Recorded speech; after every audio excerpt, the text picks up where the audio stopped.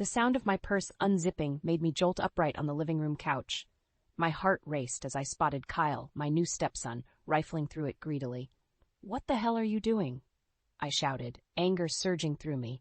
Kyle froze, clutching a wad of bills in his hand. "I was just borrowing some cash," he mumbled, avoiding eye contact. I marched over and snatched my purse back. "You can't just steal from me. That money was for groceries." He glared at me defiantly. "Since when do I need permission to take what's mine? My dad makes enough to cover the little you spend." The sheer audacity of his words left me stunned. How did this entitled brat think he could justify thievery under my own roof? Alan rushed in from the kitchen, alerted by the commotion. "What's going on?" "Your son here helped himself to cash from my purse. Again," I said through gritted teeth. Alan's expression hardened as he turned to Kyle. "Son, you know you can't just take things without asking, especially from Marlene." "Why not?" Kyle scoffed. "You're the one who married this broke widow and brought her into our family." The venom in his words struck like vicious blows. I recoiled, feeling like an unwanted outsider being ungratefully tolerated in their home. Alan stepped towards Kyle, his fists clenched. "That's enough. You'll treat Marlene with respect. She's your stepmother now, and this is her house too." "Oh yeah? Well, maybe if you hadn't wasted your money on this loser." In a flash, Alan grabbed Kyle by the collar and shoved him against the wall. I gasped, my heart pounding frantically. "Don't you ever speak about her like that again," Alan growled, his face contorted with rage I'd never seen before. "Get out of my sight before I really lose it." Kyle shrugged off Alan's grip, straightening his shirt as he headed for the door. "Whatever, old man. You're both pathetic." The front door slammed, leaving Alan and I alone in a tense silence. He buried his face in his hands, sighing heavily. I'm so sorry you had to see that, Marlene." His voice quivered with a mix of anger and dismay. "No, I'm the one who's sorry," I said, fighting back tears. "If I'd known your son was going to cause so much drama, I never would have." "Don't say that." Alan gently took my hands in his. "Kyle's issues aren't your fault. I'll deal with him." I stared back at my new husband, my heart aching with doubts and insecurities. This wasn't the fresh start I'd envisioned when I agreed to marry Alan and move into his home. Kyle's resentment towards me had manifested more venomously than I could have imagined. Little did I know this was just the beginning of a storm that would shake the very foundations of my life. A darkness loomed on the horizon, and the relative peace I'd found after my first husband's passing was about to be shattered. Later that night, Alan and I sat in tense silence at the dinner table, both of us too shaken to have much appetite. The earlier blow-up with Kyle had cast a dark cloud over our newly merged household. "I need to explain some things about Kyle," Alan finally said, pushing his half-eaten plate away. "Things I probably should have told you before we got married." I felt a knot forming in my stomach, bracing myself for whatever troubles lay beneath the surface of his son's repulsive behavior. Alan took a deep breath.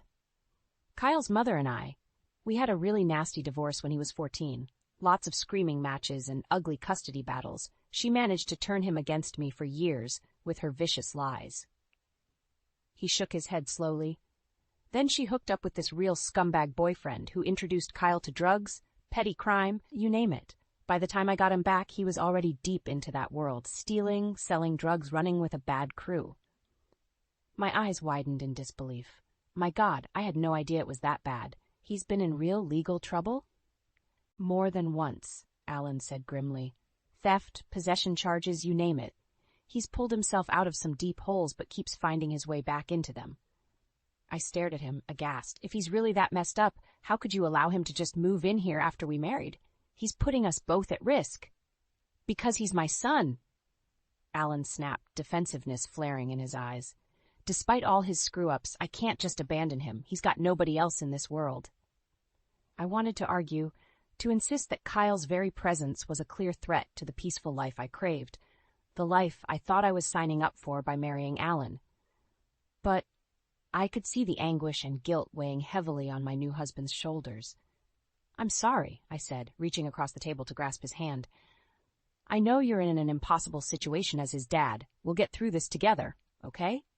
Alan squeezed my hand tightly and managed a pained smile. "You have no idea how much it means to hear you say that. Most other women would have run for the hills by now.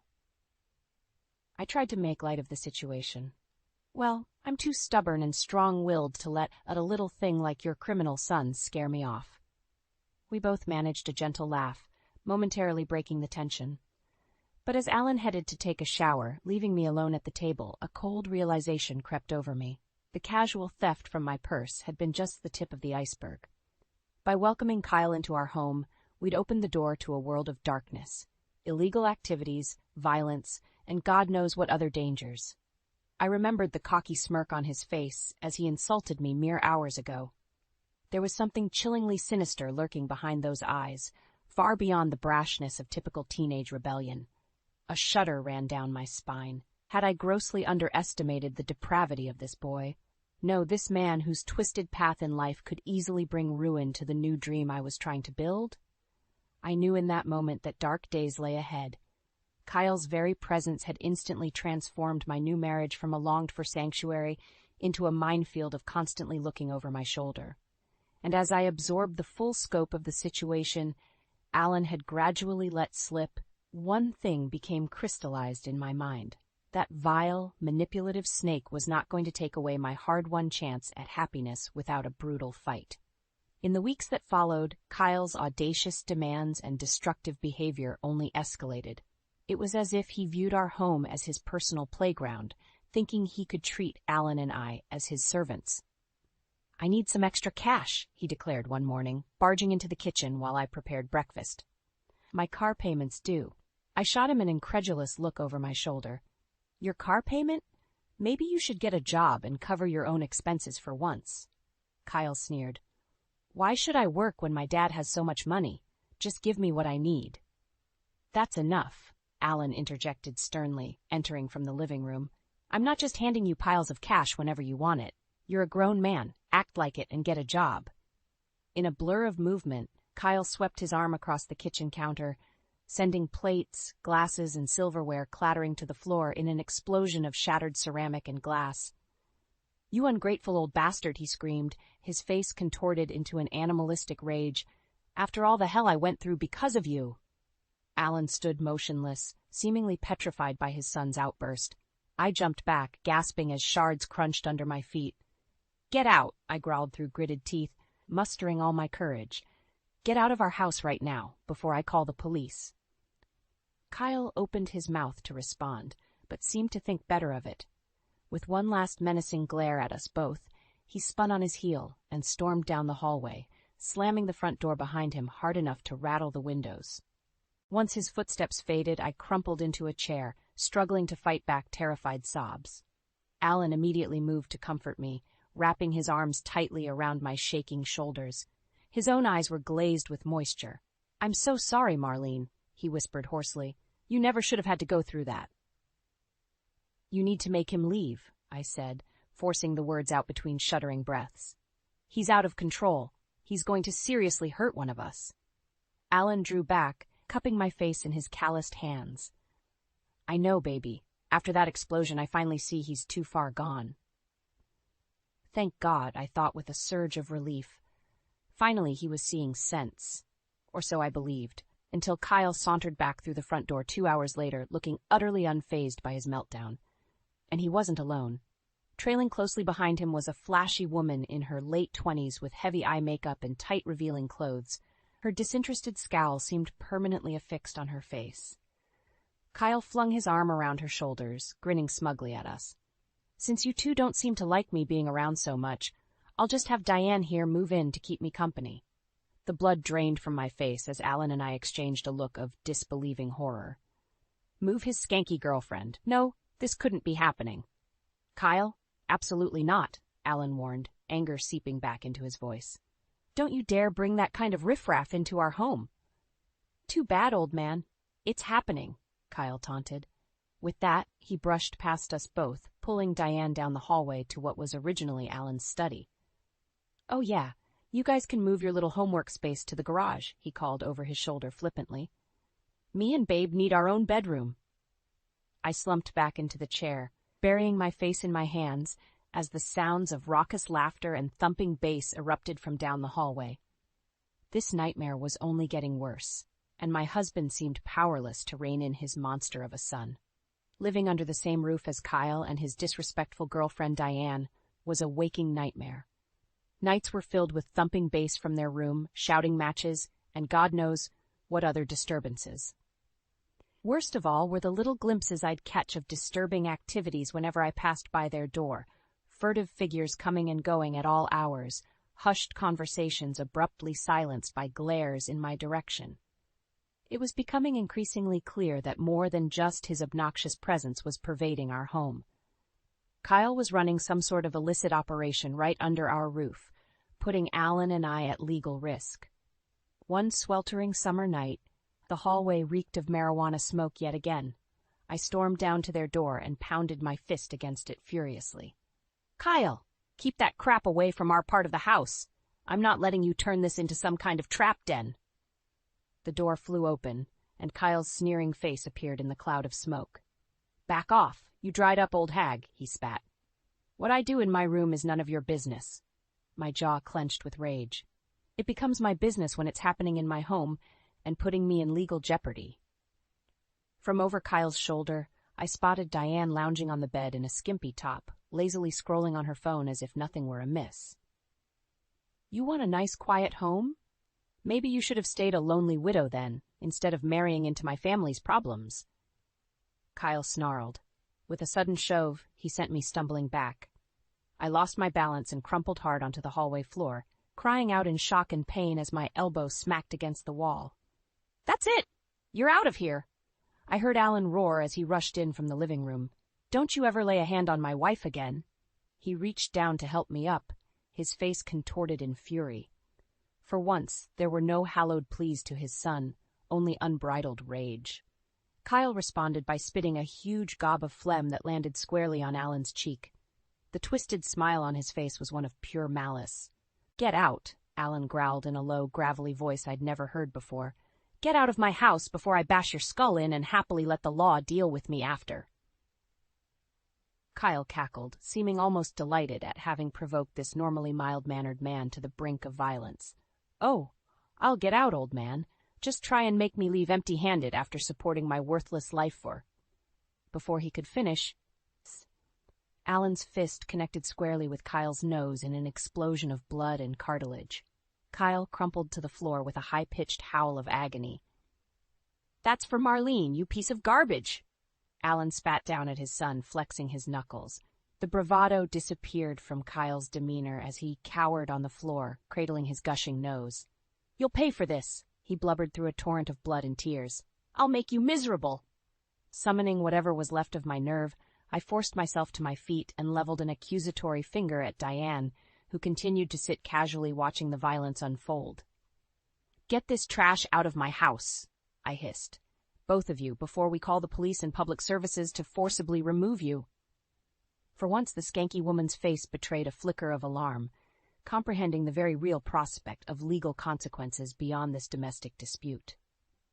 In a flurry of motion, she gathered her and Kyle's belongings into ratty duffel bags as Alan and I watched stoically. With one last venomous look over his shoulder, Kyle allowed himself to be pulled out the front door, slouching away into the night, still cradling his battered face. Only when the rumble of their beat-up Honda had faded did we collapse into each other's arms, physically and emotionally spent from the turmoil. "I'm so sorry, Marlene," Alan rasped softly into my hair. "You didn't deserve any of this." Gently pulling back, I cupped his face in my hands and forced his gaze to meet mine. "No more apologies," I stated firmly. "That monster is out of our lives for good, and he's not taking anything else from us." Deep down, however, I knew it was too dangerous to rest on that conviction. The menacing fury in Kyle's eyes as he was ejected betrayed something far more unsettling than the tantrum of a spoiled brat. My stepson was unraveling into a vicious, vindictive menace willing to go to extremes in pursuit of revenge. And whatever dark dealings he'd been involved in, his pride and greed would never allow him to walk away without extracting a price. Alan and I had only begun to pay, but even we couldn't fathom how steep the cost would become. In the days after Kyle's explosive eviction, an eerie calm descended over our home. Alan and I walked on eggshells, constantly bracing for some form of retaliation that never came. "He has to be plotting something," I muttered to Alan one evening as we picked at our dinner in tense silence. "Kyle's not the type to just slink away." Alan shifted uncomfortably in his chair. "You're probably right. I have no idea what he's capable of at this point." We both jumped as my phone began ringing, the shrill tone shattering the quiet. I felt my pulse quicken as I saw the caller ID. It was my brother Eric. "Hello?" "Marlene, it's me." His familiar voice crackled over the line. I think we need to talk, in person." There was an uncharacteristic solemnity to his tone that instantly put me on edge. Eric wasn't one to mince words or ask to meet up unless something serious was going on. "What's this about?" I asked, unable to mask the tremor of worry in my voice. A pause. "It's about your stepson, Kyle. I've been looking into a few things. We should discuss it face to face." My eyes flicked over to meet Alan's concerned gaze. This couldn't be good. "Okay, come over tonight after you get off work," I replied, trying to keep my voice steady. I spent the next few hours in a state of nervous agitation, my mind racing through worst-case scenarios about what Eric might have uncovered. Was Kyle pushing drugs, involved in organized crime of some kind? The possibilities were chilling. When Eric finally arrived that evening, his face was taut and grim. He made a beeline for the couch and dropped his voice to a hushed murmur, glancing furtively around as if he feared we were being watched. "I've been piecing some things together through my contacts and databases at the precinct," he began in a low growl. "That kid of yours, Alan, he's mixed up in some seriously dangerous stuff." Eric ran a hand over his thinning hair. "Stolen identities, credit fraud, you name it. He's got an entire black market operation going, using those scumbag friends of his to siphon money and rip people off blind." I felt the blood drain from my face as realization dawned. The shadowy figures coming and going at all hours, the scrapped plans for Alan's study to become their lair, it all made sense now. "That's why he was so desperate to keep you from kicking him out," Eric continued grimly. "He needed to operate out of your home undetected. Guys like that, they'll do anything to keep their schemes going." Alan's face was ashen. Oh God, when I think of all the times he brought strange people around, started getting belligerent out of nowhere, he was protecting his crooked schemes all along. My brother leaned forward, resting his elbows on his knees as his eyes bored into ours with steely intensity. "Which is why the two of you are in very real danger. Kyle clearly has no limits to what he'll do, and guys involved in this level of fraud tend to have extremely dangerous connections." The unspoken suggestion hung in the heavy silence that getting on the wrong side of Kyle's operations could mean deadly consequences. "We need to handle this extremely carefully," Eric said, his expression grave. "One misstep and you could find yourself swept up into a world you don't want any part of." My heart pounded in my ears as the gravity of the situation became clear. That vicious, greedy snake of a stepson had turned our home into a den of criminality. And now he wouldn't stop until he'd exacted vengeance upon us for daring to defy him. I felt Alan's hand finding mine, gripping tightly as we digested this nightmare in silence. Our very lives could be at stake at the hands of his own unhinged son. With a resolute nod to my brother, I knew there was only one path forward, no matter how dangerous. We had to stop Kyle's malevolence, once and for all, and we would have to match his ruthlessness every step of the way to survive. Over the next few days, Eric worked feverishly behind the scenes to gather intelligence on Kyle's operation. Calls were made, surveillance footage poured over, shady contacts leveraged for any crumbs of information. Finally, he presented us with the bombshell. Kyle's crew was about to pull off a massive identity theft and fraud scheme, their biggest score yet, and he had the date, time, and location. "This is our chance to nail that piece of garbage once and for all." Eric growled, slapping a thick manila folder on our kitchen table. "I'll organize a sting with my unit to catch him red-handed." Alan and I exchanged anxious glances. Taking down Kyle's criminal empire was the obvious necessity, but the prospect of being intimately involved in such a high-stakes police operation filled us with trepidation. "What do you need us to do?" Alan asked, his voice barely above a whisper. Eric fixed us with an intense stare. "We're going to use Kyle's greed against him, I'll have one of my undercovers reach out saying they have some high-value financial data to sell. He paused, letting the weight of his next words sink in. And the two of you are going to be the brokers who set up the meeting, the ones who can get him to show up in person so we can grab his slimy ass. A tense silence stretched between us as Alan and I processed what he was asking. Not only would we be dangling criminal bait in front of that viper, we'd be serving ourselves up as targets to draw his fangs. But what other choice was there? We were already marked by his venom. Leaving him to run rampant would only ensure he circled back around to strike again when we least expected it. Whatever it takes, I said firmly, squaring my shoulders as I met my brother's gaze. If being part of the sting is what's needed to finally rid our lives of that cancer once and for all, I'll do it. Alan gave a grim nod of agreement, lacing his fingers tightly through mine. 2 nights later, we found ourselves seated at a seedy bar near the industrial district, my stomach tying itself in knots as we awaited our undercover's call signaling that the trap was set. The burner phone finally rang, and I felt my heart lurch into my throat. "It's go time," Alan muttered, eyes flicking around the dingy establishment as I answered the call with trembling hands. "Yeah, I got a hot new bank data dump to move," the gruff voice at the other end stated matter-of-factly. "You still looking to buy?" "Of course," I replied, struggling to keep my tone even and businesslike despite my inner turmoil. "My partner and I can meet with the merchandise in hand tonight, ready to make a deal if it passes muster." "Perfect. Warehouse District, 10 p.m. Listen for my message on the burn phone with the exact location in 30 minutes. The call clicked off abruptly, leaving Alan and I to await further instructions with bated breath. True to their word, a new text arrived giving us a specific address, a derelict factory on the fringes of the warehouse district. Isolated, cavernous, the ideal setting for criminal dealings to unfold undetected, or so they would believe. As we pulled up outside the rusting gates, my brother's message crackled urgently through the phone's tinny speaker. "Got you covered from all angles. Just play it cool and stay frosty. Units are in position, eyes on your target coming in from the east side."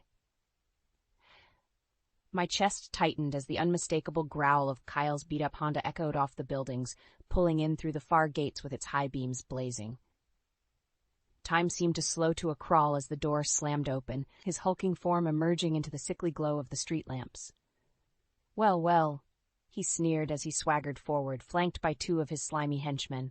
"If it isn't Dad and the little wifey." Despite the terror coursing through me, a surge of adrenaline-fueled determination washed over me in that moment. This soulless predator had tormented our family for the last time. With a subtle nod, I signaled that the game was truly afoot. Let the vipers ensnare themselves for one final act of retribution. Kyle swaggered forward, that same twisted smirk frozen on his face, the same one that had mocked me so many times during his reign of terror under our roof. "So what's this big score you mugs are trying to peddle?" he sneered, looking us up and down with contempt. "It better be good, or else this little reunion is gonna get ugly." I felt Alan tense beside me, but kept my own expression steely. "We'll let you inspect the merchandise first, if the price is right." Producing a weathered USB drive, I placed it squarely in Kyle's outstretched palm with a subtle nod to Eric's team lying in wait. The Viper's eyes lit up with greedy intrigue, his focus fully fixated on the promise of an illicit payday. With a grunt, he handed it off to one of his henchmen, who immediately got to work on a laptop, no doubt scrutinizing the data for any whiff of fraud potential. While they were distracted, my gaze landed on the other crony loitering nearby, idly scrolling through his phone, until I noticed the unmistakable glint of a knife peeking out from his waistband. My heart stuttered with a new surge of panic. These weren't just amateur crooks. They were strapped and ready for any potential violence.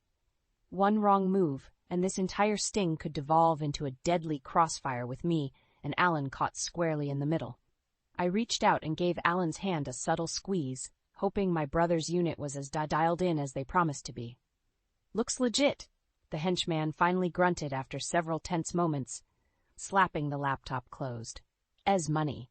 As long as your crazy-ass family ain't trying to set us up." A sly smile crept across Kyle's lips as he leveled his gaze at us. Now why would we want to do that? After all the fond memories? His fingers closed tightly around the USB drive, the smirk morphing into a full sneer. Maybe we'll take this little payoff and a little extra fee from dear old Dad to make up for all the grief your bitch put me through. My jaw clenched, fury blazing inside me. Of course he couldn't let this go without one final sadistic jab. Too much to ask for a simple ending where the snake gets what's coming to him. You must be stupider than you look, I spat back, fists clenching at my sides. We're not going to just hand you money, you parasite. In a flash, both henchmen produced their weapons, leveling them squarely at us. I gasped, instinctively grabbing Alan and pushing him behind me as they fanned out in a menacing semicircle. Maybe you didn't get the memo, the knife-wielding thug snarled. We ain't asking for money. We're taking it. Drop 'em. You're surrounded. The barked command seemed to reverberate from all directions as the night exploded in a blinding haze of flashbang grenades. I blinked and coughed, struggling to see through the smoke and spot the source of the chaos. Suddenly, what seemed like dozens of black-clad figures materialized through the haze, weapons trained in a tight semicircle around Kyle and his stunned goons. This is the police! Eric's commanding voice boomed over a bullhorn. Get on the ground with your hands up!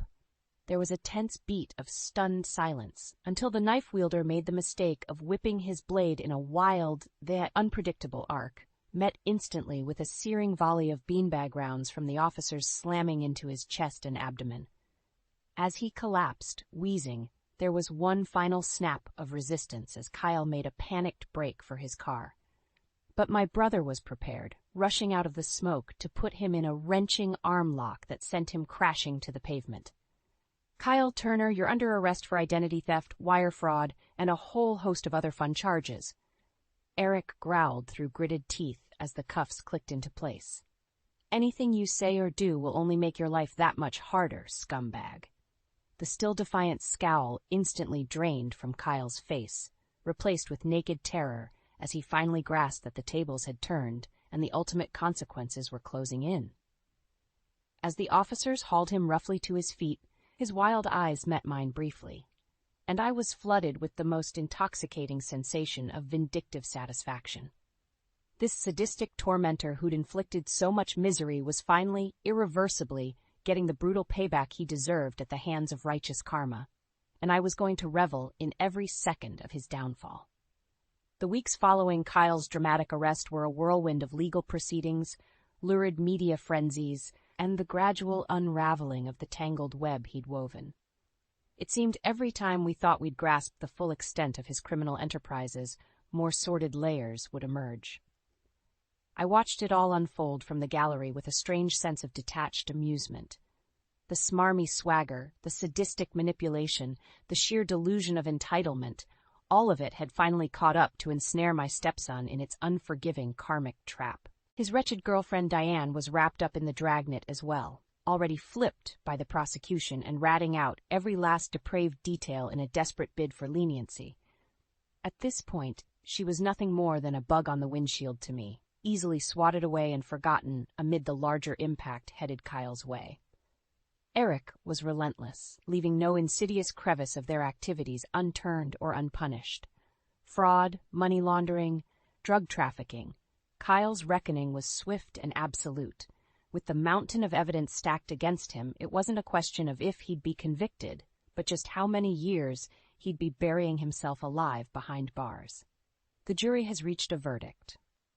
Those 4 simple words from the judge's mouth sent an electric surge of anticipation through the courtroom gallery. Kyle stared straight ahead, his expression unreadable, as his team of lawyers frantically conferred one last time. The foreperson rose and cleared his throat solemnly. On the charges of mail fraud, aggravated identity theft, and drug conspiracy, we the jury find the defendant, Kyle Turner, guilty on all counts. A muted shockwave seemed to ripple through the room, punctuated only by Kyle's lawyer slumping back in her chair, utterly deflated. His lips contorted into a silent snarl, though whether out of anger or resignation, I couldn't tell. As the remainder of the lengthy verdict was read aloud, something inside me began to uncurl and unfurl. A profound lightness I hadn't experienced in what felt like an eternity. The tightness that had gripped my heart for so long steadily dissipated with every guilty issued upon my tormentor. We shuffled out through the courthouse steps into a swarm of cameras and microphones from the awaiting press, my brother taking the lead to address the media frenzy. This case sends a clear and resounding message to those who seek to corrupt and victimize our communities, he boomed in that signature authoritative rasp. We will pursue them to the fullest extent of the law and bring the full hammer of justice upon their heads. As flashbulbs exploded all around us, I sought out Alan's eyes amidst the chaos. He gave me the faintest of smiles and a subtle nod. The ghost of the same weary, downtrodden man who'd been paralyzed by his son's long trail of transgressions had finally been exorcised. He too seemed to feel the lightening of our collective burden. That night, after the cameras and crowds had dispersed, we sat in peaceful silence on the back patio. Cicadas droned their evening chorus under a canopy of stars twinkling brilliantly in the warm summer darkness. So much had changed, yet felt startlingly unchanged at the same time. The house was precisely as we'd left it that fateful morning, and yet the oppressive storm cloud that had followed us home from the courthouse finally felt completely lifted.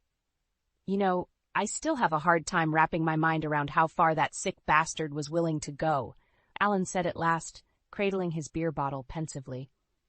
Just to what? Punish us for not enabling him anymore? I gave a slow shake of my head. At the end of the day, it was never really about us, just his own greed and depravity swallowing him whole. I thought back to that cold, chilling glare Kyle had leveled at me in the courtroom while receiving his sentence, not one of rage or hatred, but a fathomless emptiness. For all his blustering malice, he was now just an empty husk being justly carted away. He'll spend every day of the prime of his life rotting behind bars, I stated with grim finality, and all he'll have is that void where his soul should have been to keep him company. Alan nodded, the ghost of a smirk toying at the corner of his lips as the cocoon of our nightmare finally shed away completely. So I guess that means we get to focus on filling our lives with better things now. You know, like a little peace and happiness for once. The enormity of that simple idea hung in the air, more revitalizing than the gentle breeze kicking up around us. Pulling me close, Alan pressed his lips to the top of my head, a kiss filled with a renewed sense of purpose and the untold promise of whatever lay ahead. For the first time in what felt like eternities, the horizon was wide open and full of possibilities. I'd say we've earned every last drop of it, babe, he murmured warmly against my hair, and I can't wait to start living it.